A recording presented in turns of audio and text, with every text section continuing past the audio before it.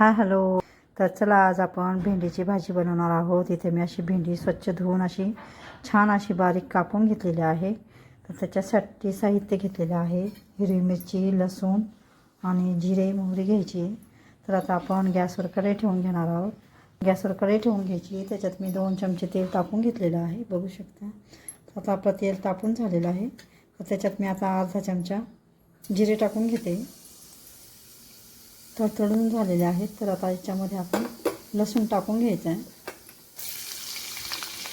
लसूण पण आता असं छान तळलं गेलेलं आहे. तर आता याच्यामध्ये आपण हिरवी मिरची टाकून घ्यायची. त्याला छान असं हलवून घ्यायचे पूर्ण.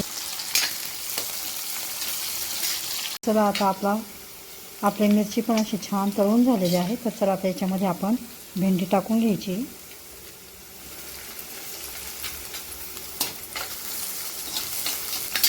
चला आता आपण सगळी भेंडी याच्यामध्ये टाकून घ्यायची फोडणीमध्ये आणि याला छान असं परतून घ्यायचे. त्याच्यात पाणी अजिबात टाकायचं नाही, अशी कोरडीच परतून घ्यायची पूर्ण. कमी गॅस ठेवायचा आहे.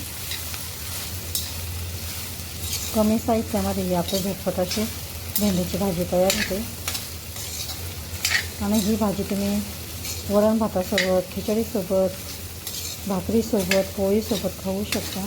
तर अशा पद्धतीची भेंडीची भाजी तुम्ही पण नक्की करून बघा. माझे व्हिडिओ रेसिपी आवडत असेल तर लाईक करा, शेअर करा, चॅनलला सबस्क्राईब करा. तर इथे बघू शकता.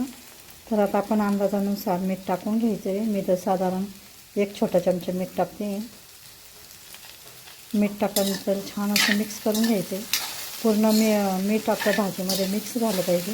अशा पद्धतीने इथे बघू शकता. पाणी टाकायचं नाही. याला 10-15 मिनटं अशी छान वाफवून घ्यायची. याला मध्ये मध्ये असं हलवून घ्यायची, म्हणजे आपले पूर्ण भेंडी असे शिजले जाते.